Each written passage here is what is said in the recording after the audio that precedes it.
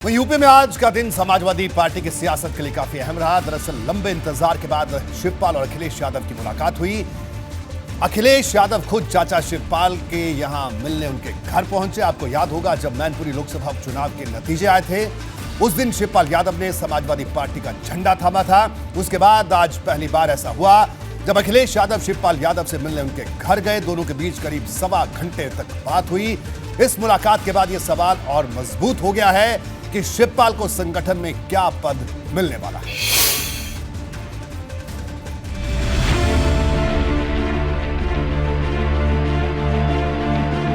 क्या समाजवादी पार्टी में शिवपाल यादव की किसी बड़ी भूमिका का वक्त आ गया है? यूपी की सियासत और समाजवादी कुनबे में इस वक्त सबसे बड़ा सवाल शिवपाल यादव के भविष्य को लेकर है, क्योंकि चर्चा है कि समाजवादी पार्टी का संगठन विस्तार प्लान परवान चढ़ने वाला है और मुद्दा सबसे बड़ा शिवपाल की भूमिका को लेकर है। खरमास खत्म होने के बाद अखिलेश के कदम शिवपाल के आवास पर पड़े और चर्चा ये चल पड़ी कि शिवपाल को पार्टी में कोई बड़ी जिम्मेदारी मिलने वाली है, क्योंकि 12 जनवरी को जब संगठन विस्तार को लेकर अखिलेश से सवाल हुआ था, तब उन्होंने शुभ दिन का हवाला देकर सवाल काट दिया था। बहुत जल्दी बन जाएगा घर, शुभ दिनों में बनेगा। आज शुभ दिन है क्या? अरे शुभ दिन आने दो भाई। आप ही कहते हो कि शुभ दिन में काम किया करो। अरे आप ही ने कहा कि शुभ दिन में ही काम करना। यूपी में बहुत जल्द निकाय चुनाव होने हैं और उसके बाद लोकसभा चुनाव की आ जाएगी और अब अखिलेश संगठन विस्तार में ज्यादा वक्त नहीं लगाएंगे। 12 जनवरी को अखिलेश ने ये भी बता दिया था कि संगठन विस्तार किश्तों में हो सकता है। नहीं, वो अलग अलग जगह से पूछोगे तो अलग अलग तरीका बताते हैं। तो जिनसे हमने पूछा उन्होंने एक तारीख बताई है, उस दिन आपका पूरा संगठन तैयार मिलेगा, उस दिन से बनने लगेगा। यानी पहले चरण में बड़े बड़े पदों का ऐलान होगा, जिसमें शिवपाल के नाम की भी संभावना है, क्योंकि पिछले साल रामपुर और आजमगढ़ का लोकसभा उपचुनाव हारने के बाद सपा ने अपने सभी प्रकोष्ठों को भंग कर दिया था और अब माना जा रहा है कि सपा न सिर्फ अपने खाली पड़े पदों को भर सकती है, बल्कि पार्टी में शिवपाल यादव की भूमिका भी इसी विस्तार से तय हो सकती है, क्योंकि जब से समाजवादी पार्टी में शिवपाल यादव की वापसी हुई है, तभी से ये सवाल समय समय पर उठता रहा है।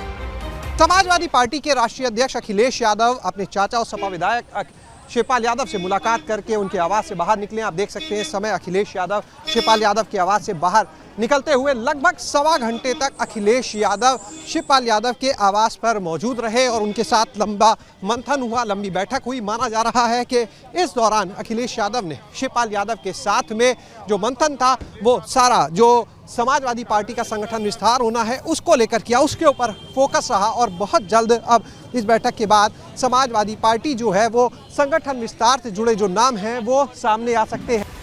अब सवाल ये है कि शिवपाल यादव के हाथ क्या लगेगा, क्योंकि अभी तक शिवपाल को प्रदेश अध्यक्ष बनाने से लेकर विधानसभा में नेता प्रतिपक्ष और राष्ट्रीय महासचिव बनाए जाने की चर्चा होती रही है। हालांकि शिवपाल हर बार यही जवाब देते हैं कि जैसे जेपी और डॉक्टर लोहिया ने बिना पद पर रहते हुए काम किया, उसी तरह वो भी सपा के लिए आजीवन काम करेंगे। देखिए, मैंने पहले ही कह दिया है, पद की मुझे कोई जरूरत है नहीं।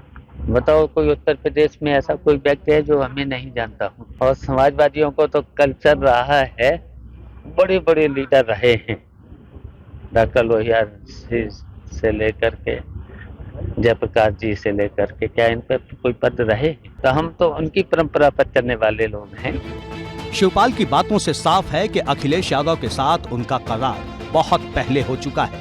इंतजार सिर्फ इस बात का है कि अखिलेश उस करार को औपचारिक रूप कब देते हैं। सवाल ये भी है कि क्या शिवपाल को अब खुद से ज्यादा अपने बेटे आदित्य की सियासी चिंता है।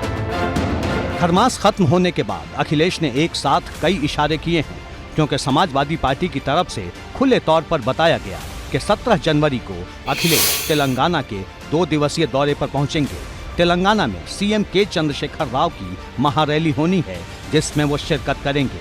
बड़ी बात तो ये है कि इस महारैली में कई विपक्षी दलों के नेता पहुंचने वाले हैं।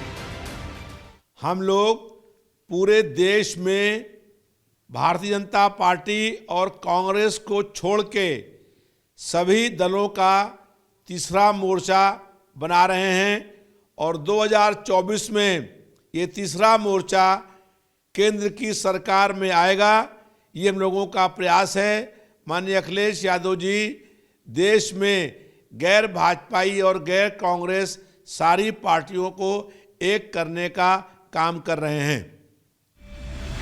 अखिलेश और के चंद्रशेखर की मुलाकात पहले भी हो चुकी है और जब जब इन नेताओं का मिलन होता है 2024 के लिए थर्ड फ्रंट की चर्चा भी तेज हो जाती है। अब सवाल यह है कि जो थर्ड फ्रंट 2014 के बाद आज तक खड़ा नहीं हो पाया, क्या वो 2024 में खड़ा हो पाएगा? एबीपी गंगा के लिए लखनऊ से शैलेश अरोड़ा के साथ ब्यूरो रिपोर्ट।